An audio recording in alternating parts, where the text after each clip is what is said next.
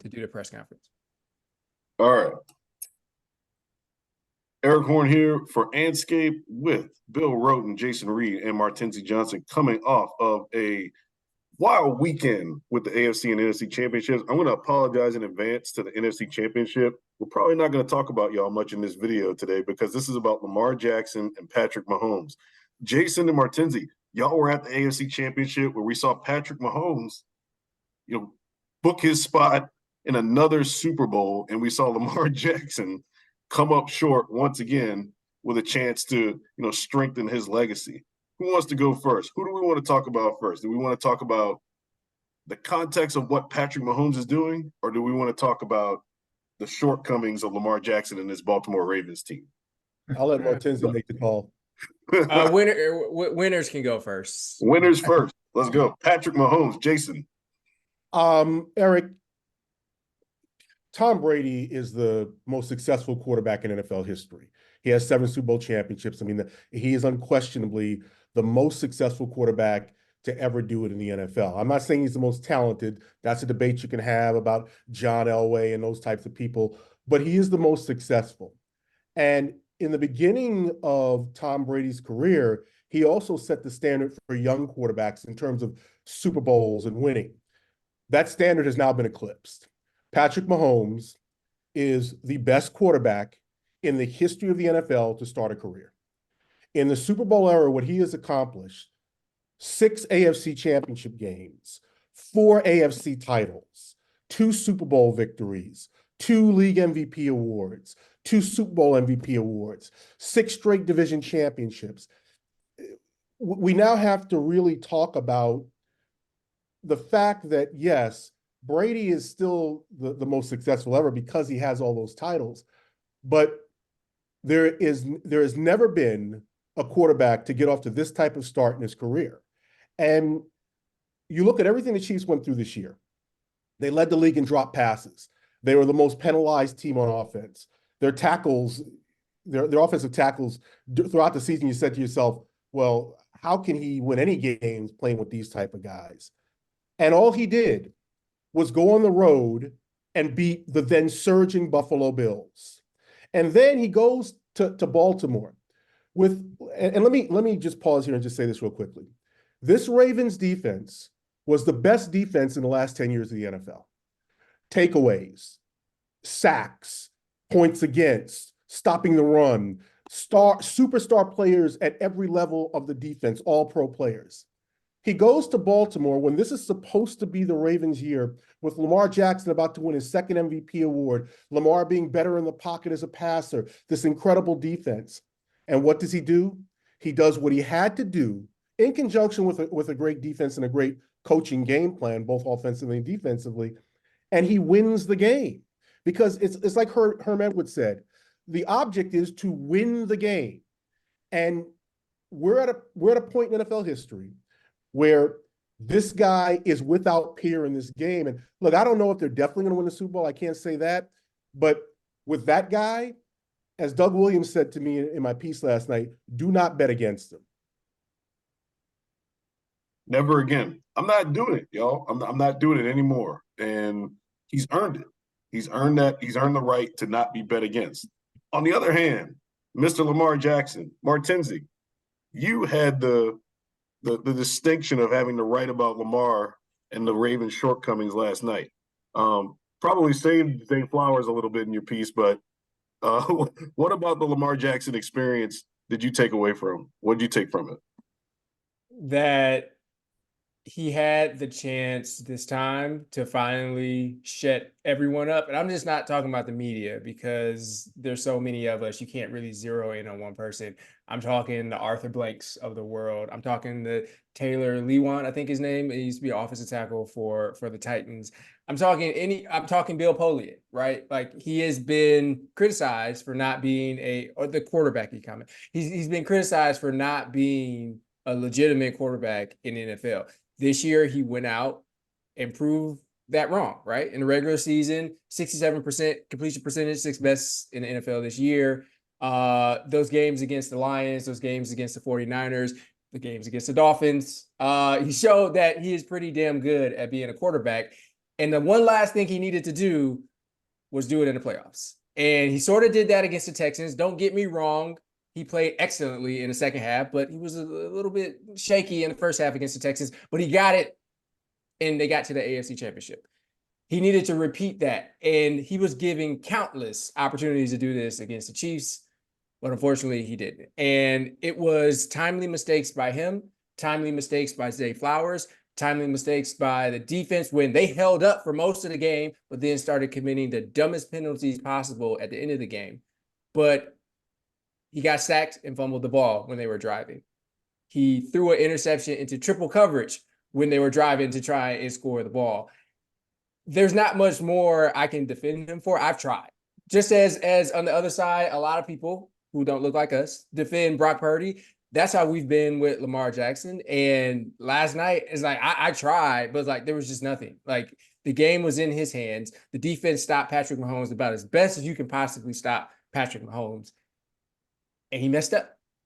Overthrowing, underthrowing, off target, holding the ball for way too long, which led to the 4 sacks. So, unfortunately, until Lamar does it in the playoffs, there's some legitimacy to what maybe some of his critics are saying. I hate to have to admit that, but seeing that in person for the second time, because I was there for 2019, yeah, it's an issue. It doesn't take away from the fact that he's a great quarterback, but if he can't get his team to the Super Bowl when all the chips were stacked in his direction, then we actually do have a problem here as far as him being able to get it done.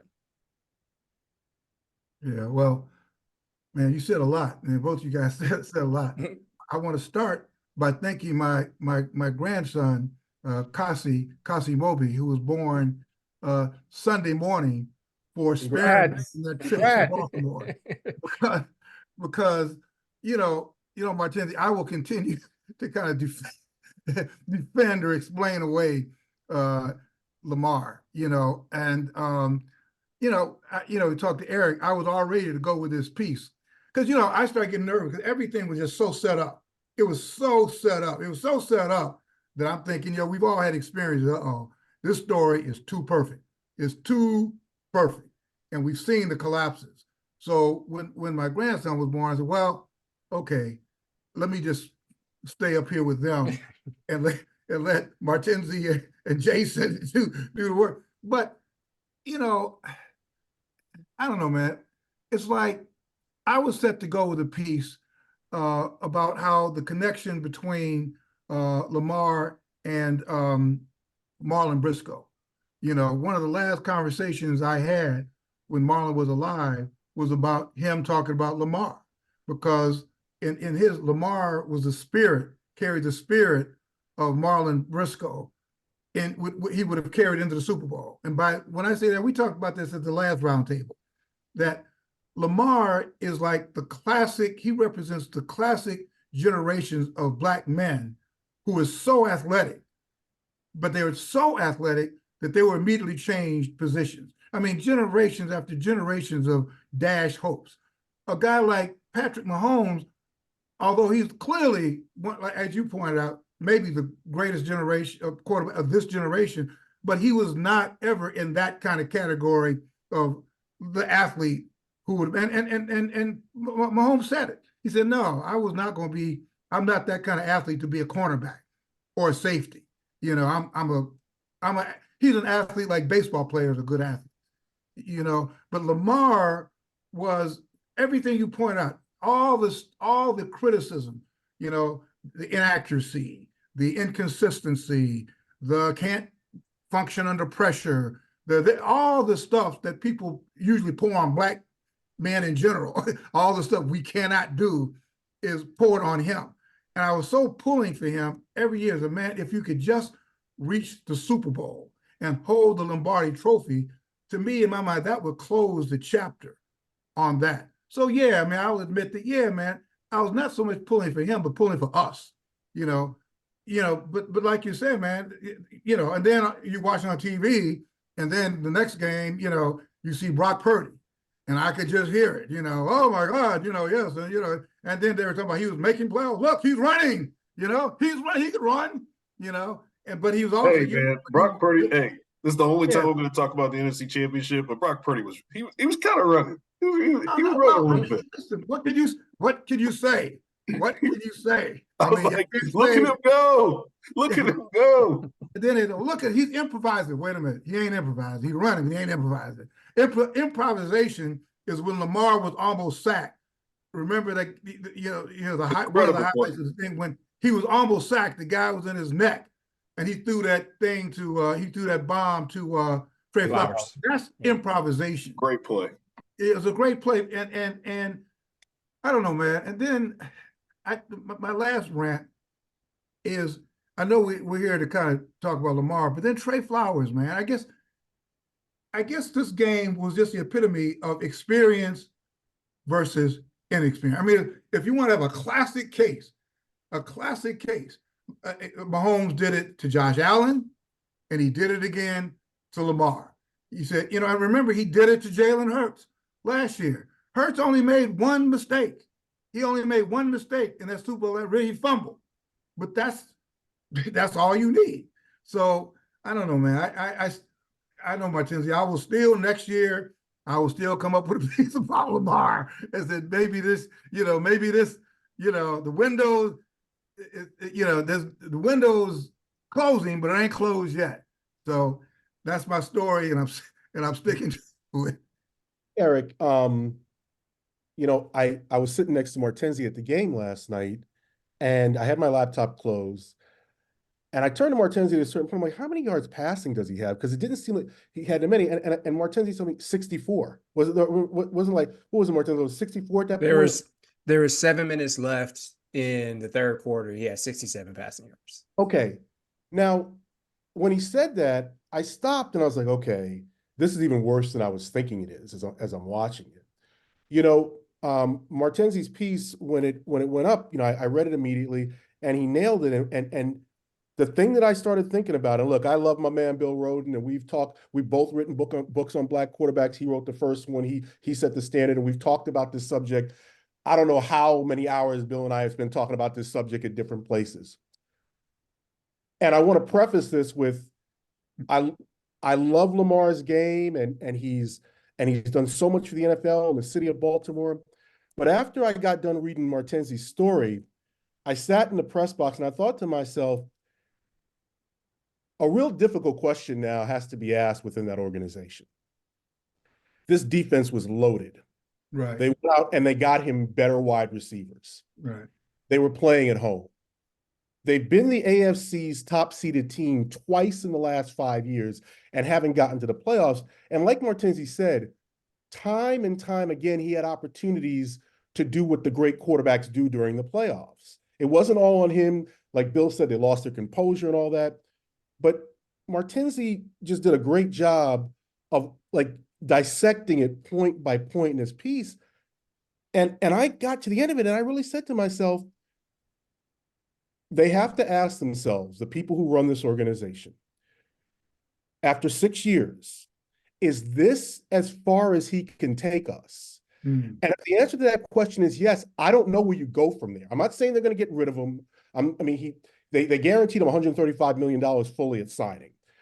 He's going to win his second MVP in 6 years in a couple of weeks here. Right. So I don't know what the answer to that question is, but it is a question that now must be asked. Because like Martenzie said, time and time again, he had an opportunity to do it. And listen, that defense, I know Ravens fans are trying to rewrite history right now on Twitter.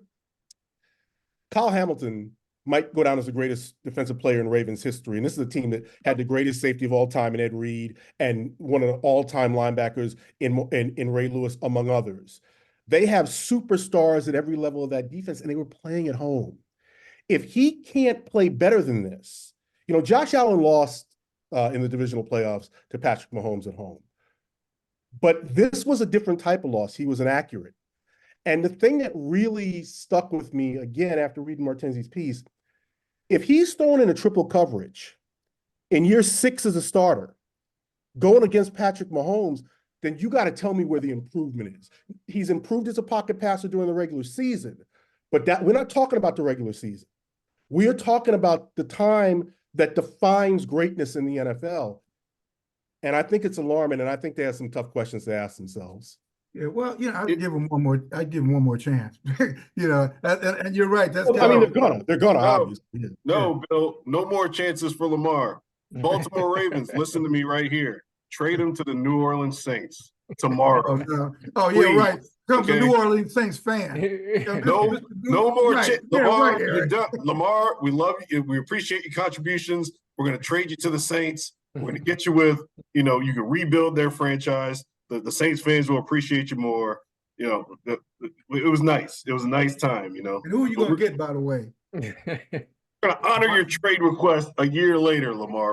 We're gonna send you to a dome, where you're comfortable. Yeah, but that was a great point, though. That's what the NFL really needs. Lamar needs to just change conferences and get into a worse division. That's what we need. That's really what's needed. Man. But no, gentlemen, appreciate the conversation. We will be back later on this week talking about hiring in the NFL, black coaches to and fro, Raheem Morris, Steve Wilkes, maybe a little Steve Wilkes conversation. But thanks for a great weekend, and we will see y'all soon. You guys are tough, man. That's all I can say. You guys are tough.